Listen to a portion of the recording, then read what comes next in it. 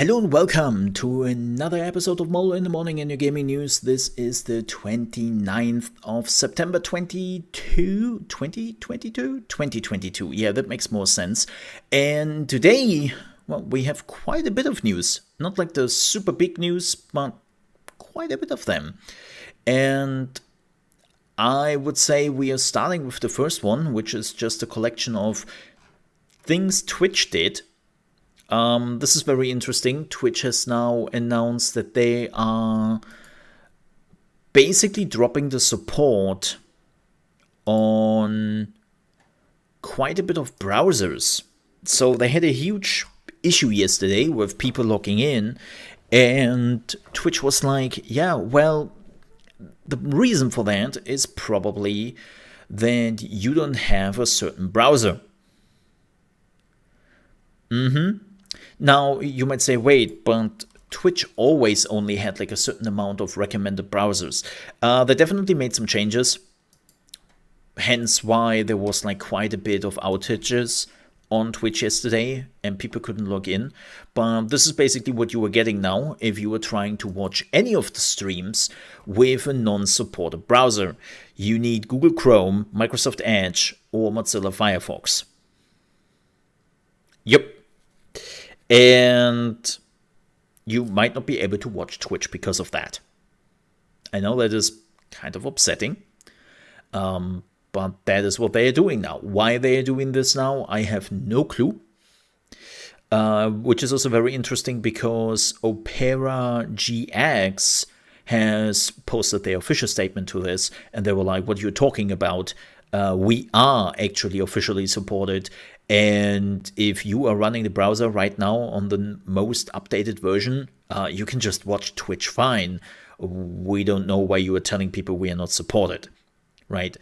So, don't know what's going on with that. But, yeah, that's still a bit weird to do this to people. I mean, those are the most used browsers, right? Especially Google Chrome is the number one, Microsoft Edge is the second, and then Firefox is the smallest one. Yes, believe it or not, Firefox is the smallest one right now. Their market share has been wiped out over the last few decades, so to speak. But that may be changed soon, because if you have missed it, Google Chrome is basically working on an update which will make ad blocks obsolete on Google Chrome. If you're like, wait, what? Yeah, this has been announced a while ago. I always forget what the update is called. But it's so to make something very clear, Google says that the update is not aimed at ad blockers. That is not the aim of that update. It's a nice side effect for Google, of course, but this is not what it is originally aimed at. But the problem is that is what the update is doing, because it removes like a certain thing from Google Chrome ad blockers need to do the ad blocking, right? It just removes it. And ad blockers have already said we cannot do anything about that. Like, it's not a thing which you can just fix. So I know that some people would just say, well, then I'm waiting for an update. No, like the ad blockers, the companies or the people who are working on ad blockers have already said, this is not a thing which is fixable. Like, it's literally Google which will make it so that our programs do not work anymore. And, well, as I said, that is, of course, only for Google Chrome. Microsoft Edge has already said that they have no plans of doing it, and the same goes for Firefox. So we might actually see a resurgence in Firefox very soon, or a lot of people just migrating to Edge. I've been using Edge now for 4 years, I think. The new Microsoft Edge, not the old one, the new one, is amazing. It's basically Google, and it's not Google spying on you, but Microsoft. So that's cool, right? And I love the Edge. So But yeah, that is also coming for everyone who hasn't heard of that, and that will happen soon. So prepare your butts when at some point your ad block doesn't work anymore. Yay! But speaking of Twitch, also Twitch has announced something really interesting. So this turns to be out a more South Korean issue than it is a Twitch issue. But what they have now announced is that in South Korea, all Twitch streams will be only allowed to be watched in 720p. Yep. You are only allowed to watch streams starting very soon. I think it's actually immediately that you can only watch them in 720p. Yep, September 30th. So starting tomorrow in South Korea, you can only watch Twitch streams in 720p. Huh? Whoa, what's going on? Why are they doing this? Well, this is unfortunately a new law which did go into effect in South Korea, and it's not something on Twitch side, even though it probably has something to do with how much money Twitch makes in South Korea to a certain extent. But the reality is a new law took into effect in South Korea that they thought they did something smart, but they did something really stupid. They decided that the additional costs of like streaming quality, server costs, electricity, all that, which has been increasing in the last few months, is not going to the ISP anymore. And the ISPs would normally go to you, the user, and would say, well, sorry, but we have to raise the money you are paying us on a monthly basis. No, what they did is, it is now the websites who have to shoulder the additional costs. So if you were a streaming website like Netflix, YouTube, Twitch, and so on and so forth, who is using a lot of bandwidth, who is using a lot of servers, electricity, yada, yada, yada, you have to pay for it. So, of course, the companies are like, I don't think so. So what they're doing is they're just reducing the bandwidth now. The streams are being put out there, the videos are being put out there, and Twitch is just the first to announce this. I'm pretty sure at this point that YouTube will follow suit, Netflix will follow suit, because they will not shoulder those additional costs. They will not do that. This is, of course, a big issue, and we will see how South Korea will react to this, because it's kind of crazy when you think about it. Like, South Korea was like the birthplace of esports broadcasting. Like, they were broadcasting esport matches even before the internet was really a full thing, right? They had TV channels which were doing nothing else but streaming, or well, not streaming, but showcasing StarCraft matches, for an example, right? It's kind of interesting that they now did this. Like, as I said, the idea was to protect customers for paying more and more money for the internet, right? It wasn't necessarily a stupid idea, but, well, they haven't really thought about how companies would react to this. And they would be like, I'm not paying more. What? I don't give a shit about consumers. Not my problem. And here we are. But regardless of that, here's the thing. The reason Twitch is not explaining this, by the way, Twitch is just saying it's a cost issue. And I can see that, especially in South Korea.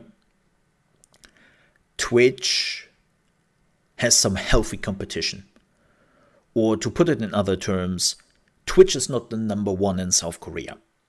South Korea has their own Twitches. They have multiple streaming websites which are really big over there, and Twitch is not one of them. Like, they are known, they are watched, but they are not as big as like Africa TV or something like that, and some others over there. So for them, this is clearly a cost factor, where they're looking at the costs, and we know that Twitch has been now officially whining about costs in their latest content creator share update. And I will be honest, I wouldn't be surprised if we are seeing this soon. If we are seeing this soon with non-partner channels. That non-partner channels will just be watchable in 720p because of the cost factor. Of course, Twitch will not say that. Twitch will probably say something like, oh yeah, we really thought about how we can make it so that the partnership, when you are getting partnership on Twitch, is something really special. And we realized we didn't give you too many exciting features in comparison to what an affiliate gets. So we have now decided that you get 1080p no matter what. Right? And everyone else is just getting the cheap 720p. And yeah, I wouldn't be surprised if we are seeing this soon. I really, really wouldn't be surprised about that. It's definitely something Twitch would do. Alrighty. Next news, and this is actually a real gaming news. Yay! Who doesn't love gaming news? Yes, gaming news, good. So, New World is celebrating their 1-year release with some infographics, and I'm actually kind of curious. I was thinking about going back to New World when the newest update is out, because the new update will completely overhaul the early game, right? And how is it going? And they have just, let me show you. They have showed this sweet infographic, and apparently people have played over 569 million collective hours played. Average play length per session is nearly 2 hours, which is, man, let me tell you, that is a lot. You might think that is not a lot, but it is. Like, some games would like to kill for that retention rate. This is something publishers in particular have been trying to figure out for years in their games, how to keep people more playing, and then of course at some point also spending more money. And having a retention rate for 2 hours, that's really good. An average retention rate, that's really good. Like, it is really high. Like, normally from what we heard from other games, like Call of Duty, let's take Call of Duty. Like, normally a session, like the retention rate was somewhere between 30 and 40 minutes in comparison. So yeah, having nearly 2 hours of a retention rate is pretty good. It's dedicated. Most popular factions. So that's interesting. The Syndicate is apparently the most popular faction. I remember that the Marauders were like the biggest faction when in the beta and basically when the game came out, but apparently it's not anymore, and the smallest one is the Covenant. Yeah, I can see that. If you're wondering why, not everyone is a fan of joining a religious cult. Like, Marauders are basically soldiers, freelooters, and whatnot. Syndicate is like the smart people, right? The Illuminati. And Covenant is just religious cult. And it's like, Sure. Sure. Whatever. Fish caught during the summer medley fair, 42 million. Nice. Live hours, number of minutes streamed on Twitch, 12.4 billion.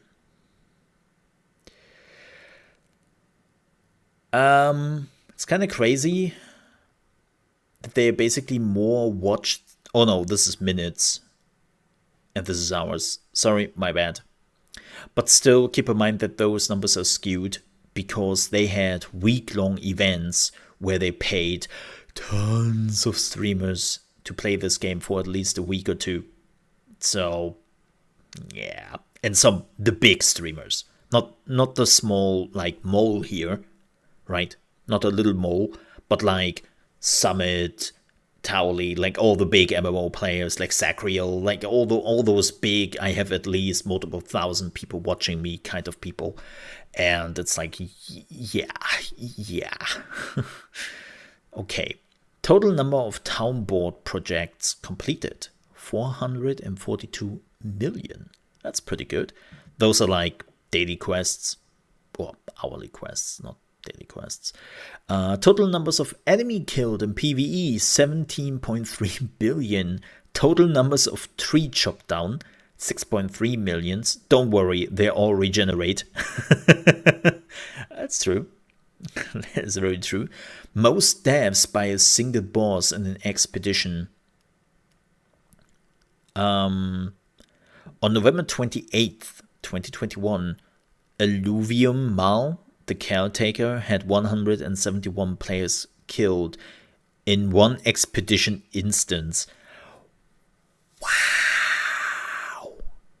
Holy shit. They wiped on this boss, huh? That's crazy. Most popular trade skills, aka level 200. Cooking. Yeah, that makes sense. Because you need food. And everybody does cooking. Absolutely. Like, cooking is the must-have skill in New World. Armoring is number 2. I can see that. Because depending on what you are playing, you need the armor to make it work. So, yeah. Arcana, that makes also absolutely sense. Jewel crafting, the top 4 makes absolutely sense to me because those are the self-sufficient skills. You basically need to have your character up to the task. Yeah, engineering, furnishing, and especially weaponsmithing is not too important. Yeah, I can totally see this. Which also kind of shows the problem this game has. Like, the amount of skills which are really necessary on your character. And maybe they want to work on that. Windsward, most popular settlement to own a house. I mean, as somebody who is owning a house in Windsward, I can attest to that. Because it is the central hub for early and mid game, and it just like it's a central point. Yeah, it's a central point, and so a lot of people have a house there. Makes totally sense. Most contested settlement, Weaver's Fen in Everfall. That's interesting. Weaver's Fen in Everfall. Wonder why. Is that... I have to look it up again. Well, okay, let me see. Let me see very quickly. There is a new world map. New world map. There we go. Reject. Let me see. What was Weaver's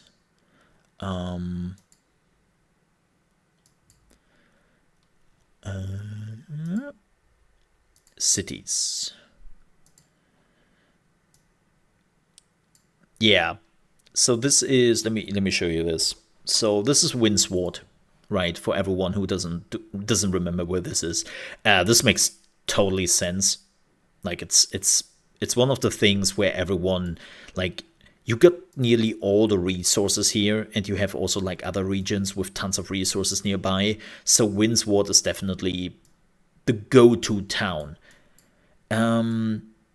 Oh, that's why this is one of the most hot contested PvP areas. If you're like, why? Endgame. Yep. This is an endgame zone where you also get a lot of the resources you need. And it's like in the middle of the endgame towns. So it makes sense.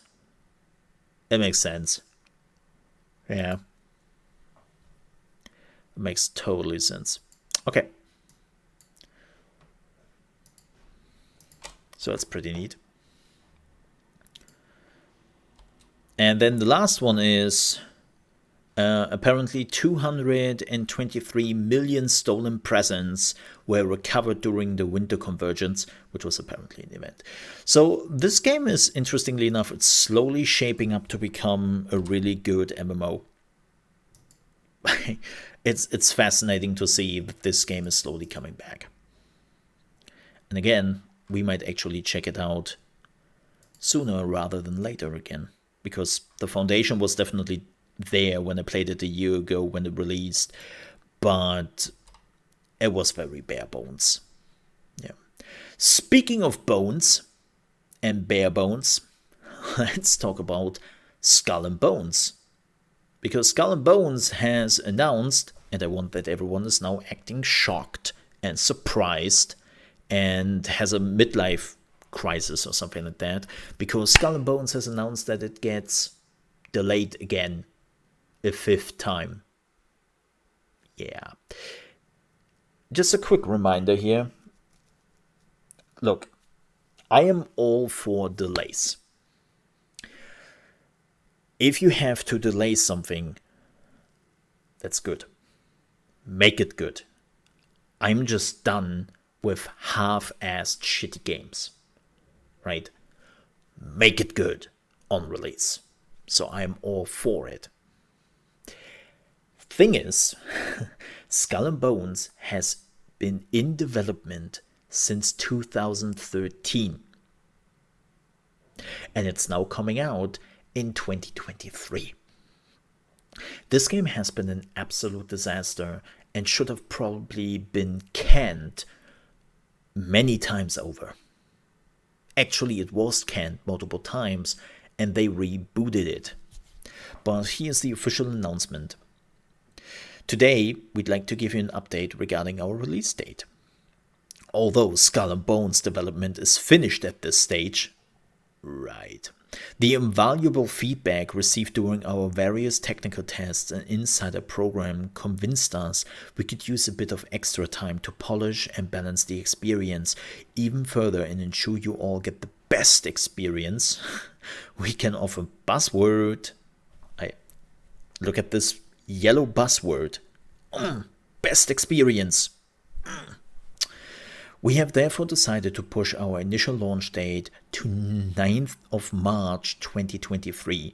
We will be organizing more insider program sessions to continue gathering feedback, and in case you haven't had the chance to participate yet, you can also look forward to our open beta in the new feature. Yeah, it's rumored that the open beta is happening next weekend at some point.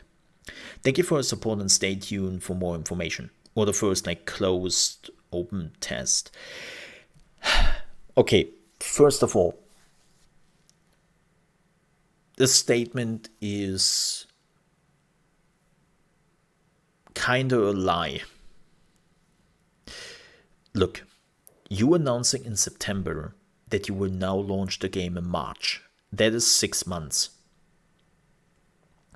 If you need another 6 months to really polish the game, whoa, that game must be in a very dire state, bug-wise. but I assume that you want to do some changes, because I haven't played any of the insider programs. I haven't. So with that, I haven't signed an NDA. But what I can tell you is, from what I've heard from people who are in the insider program or have played some of the technical tests, this game is as bare bones as it gets. And yes, it is apparently also a buggy mess. It's very much state of Ubisoft at this point. And it feels very lackluster. Like, a lot of people have been pointing out that some of the ship features do not work as they're intended to be. The whole fighting experience, which is like one of the core attributes of this game, feels kind of unsatisfying, and there's like not a lot of oomph to it. Another problem is apparently the interface, because it's in the way everywhere and you barely can see what's going on in those fights. And all in all, apparently since July, since the insider program officially started, people have just been saying, delay it. Do not release it. This is not ready. This is not even a game yet. Stop. And it seems like that Ubisoft listened to that. And I can only repeat what I said before with some other games. Dear developers, please. I know this is hard. I know, because the gaming community can be a bunch of assholes. I know that. Look, I have been a community manager for a big online game. I have been a consultant for a very big online game in the past. And I know that community feedback can be one of the most harrowing experiences you can, experience as a game developer. I know that. But, okay. The problem is, I see with more and more bigger companies that they are going to focus groups with their games. They take the games in very early stages, then go to a focus group, and they are like, please tell us what you think about it. By the way, here's also money because we hired you. Make sure to give us honest feedback. By the way, if it is shitty feedback, we will not hire you again. Like, no, they are not saying that, but that's basically the thing which is going through your head at some point. So, unfortunately, those focus groups, sometimes, like, this is actually the worst part. Some of those focus groups, which are sometimes getting hired, are focusing on everything. They have literally people testing the game which have nothing to do with gaming. Like, they just came from a focus group to test out the new McRib at McDonald's, and now they are supposed to tell you how they feel about Skull and Bones. That's what, like, a lot of companies with focus groups are doing nowadays. It's pretty bad. And get community members as early as possible into this testing state of your game.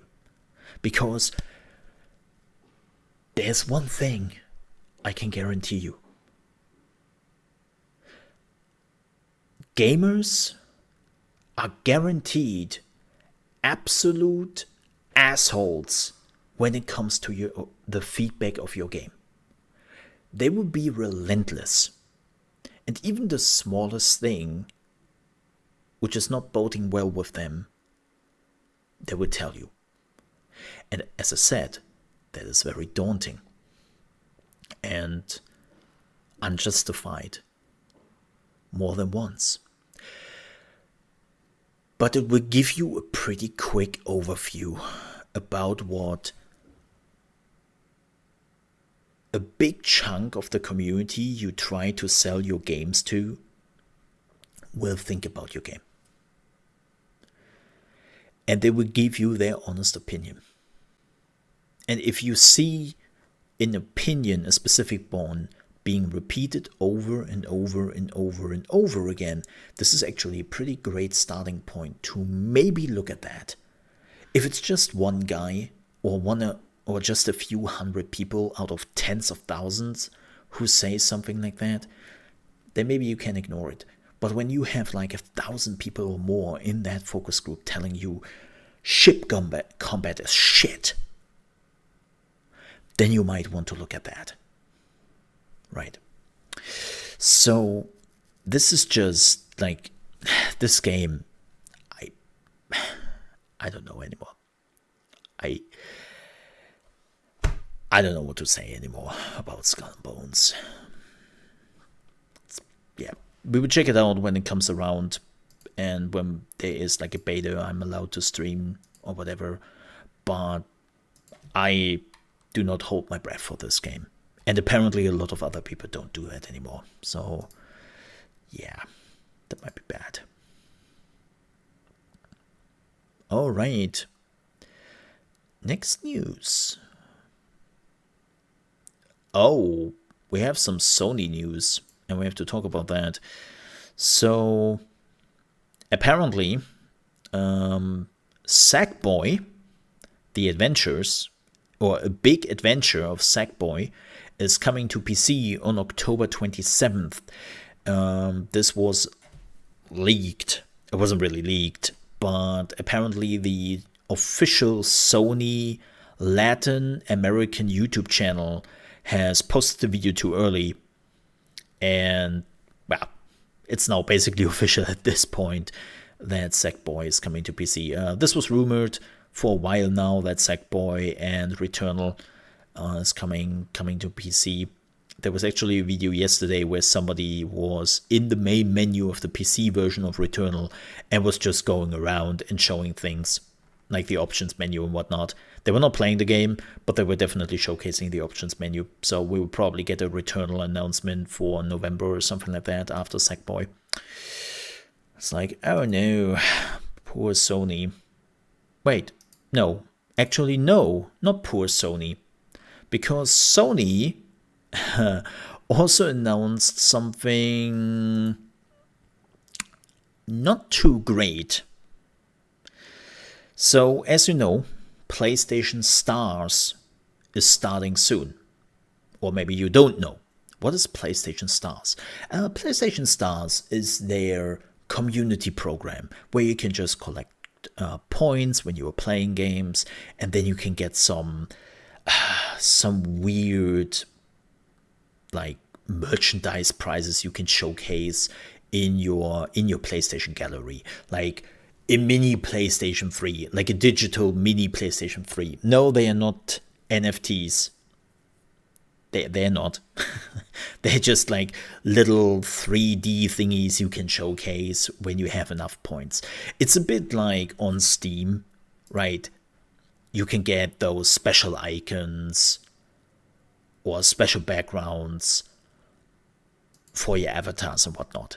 It's that is basically what PlayStation Stars is. Or, well, that's what people supposed to thought it would be. Because as it now comes out, if you are one of the top Stars members, aka you have a very high point scores, you will get priority in the PlayStation customer support. Yep. The level tier 4 perk is promising you that when contacting the PlayStation's customer support, you will be given priority in the chat order. It's like, what? What? What is that type of bullshit? Like that. Just to point this out here, as I said before, I don't have any skin in the console war, but if Xbox would have done this at this point, Sony fans would be all over this and just take Xbox apart. Just pointing it out at this point. But again, this is just a no-go. And I'm also pretty sure that's against EU law. Like, I would have to look it up, but it sounds very much this is something where the EU would step in and would say, hey, wait a second. Priority customer support for playing, like, depending on how much you have played video games, we might have a problem with that. But yeah, this is just a no-go. Like, if you were going to customer support, you expect that you were treated the same, right? And, well, apparently, Sony was like, nope. We're not doing that. So, I have to say, like, it gets harder and harder for me this generation to actually like Sony. And I really hate to say this. I have the feeling that Sony and PlayStation has been going back to the old PlayStation 3 days, where they're just full of themselves and behave if they would be like the kings. And it's like, no, you're not. There's still healthy competition out there, and stop behaving like dipshits, especially against your customers. Like, I really have a problem lately with Sony, unfortunately. They have done so many things wrong, and Xbox has been doing a lot of things right. Oh, but the games, the games. Yeah, but here's the thing. I get it. But how many games did Sony had? They also didn't have that many games in the last 2 years now. But the reality is, look, I'm a PC gamer. I don't have any skin in the console wars, right? I'm not rooting for Xbox. I'm not rooting for PlayStation. Yeah, I have a Nintendo Switch.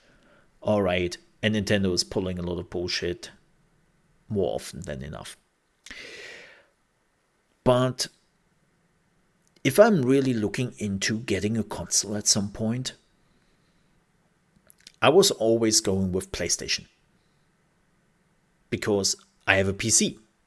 I don't need an Xbox. I have an Xbox. Even better than that. But the more and more I'm just looking at what PlayStation does, the more I'm coming to the conclusion just to say, I wait for the PlayStation game coming to PC in 2 years. I can just wait.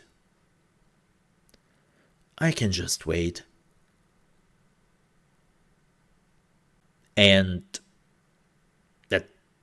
that's something Sony doesn't want, because Sony wants me as a customer, right?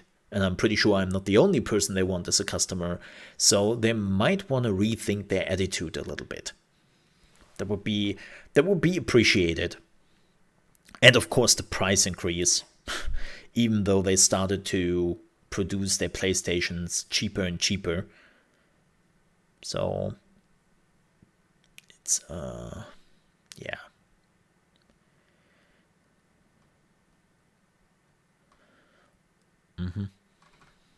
Just Sony, just do better, man. Just do better, please. Let me like you again, because you are destroying more and more trust in you with that. At least for me. But with that said, folks, we are done with the gaming news. There is one last thing we have to do, and that is we have to watch the trailer for Wild Hearts. We haven't done that yesterday, but like, we already knew what it kind of will be. This will be basically Monster Hunters, developed by Koei Tecmo and published by EA. I never thought I would say those words. So let's have a look at the trailer and see what we get here. I know there's also an extended... Oh, there's sound. An extended gameplay demo soon. I think next week. Okay. Da! Look at that little hopper. Oh yeah, very... Visitors to the land of the East. Damn.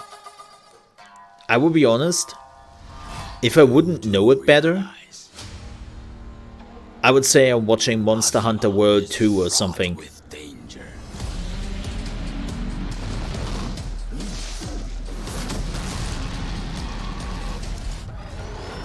The kimono grow ever more desperate.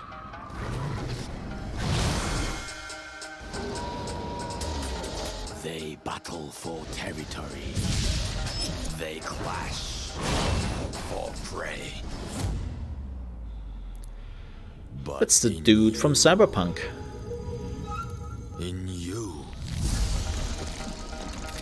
I think that's the power to stop this. Hanzo's voice actor, also. I think it's the same voice actor. You, there is the seed of invention. That looks kind of cool. You need Oh, only hunt. that turned quickly. Trust that in so doing, the seed will soon grow. Yeah, of course there's online co-op. You will become a force of nature.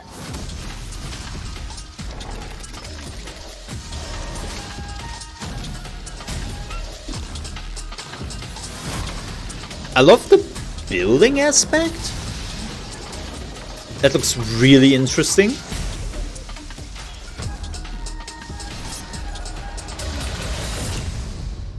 And tame a world gone wild. That'll drop.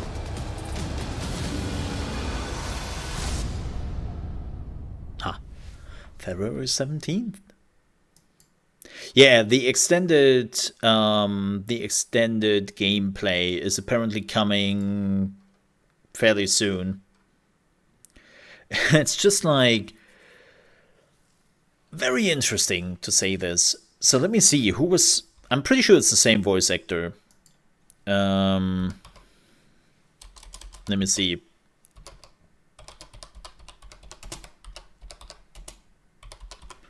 Let me see. Where is... Shouldn't there be...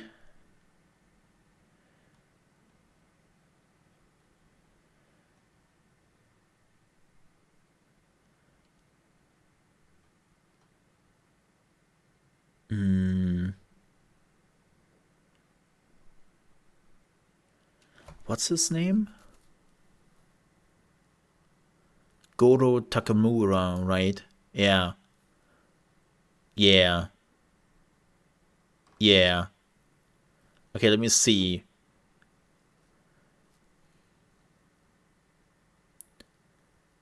Did you also do Hanzo? No. He did not. Maybe, I would say this is the same voice actor, though, we heard in the trailer. Apparently, the only video game he ever did was Goro Takamura in Cyberpunk. Huh.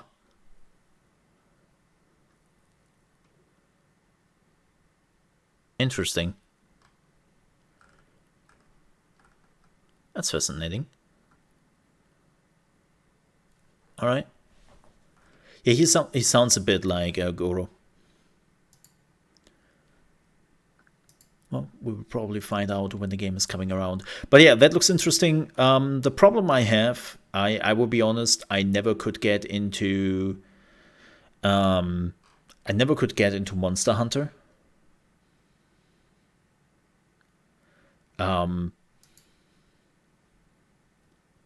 Yeah. Like, maybe this game is doing the right thing. Maybe. we will see. We will see. I'm hoping for the best. All right, folks. It is time to end this for today. Thank you so much for watching the gaming news. We will be back, of course, tomorrow with a new Mole in the Morning in the gaming news. And if you're new to the channel, please like the video and also subscribe. You can always find us live from Monday to Friday on my main channel, which is youtube.com/ChaosMoleFX, which should also be in the video description if I'm not screwed it up again.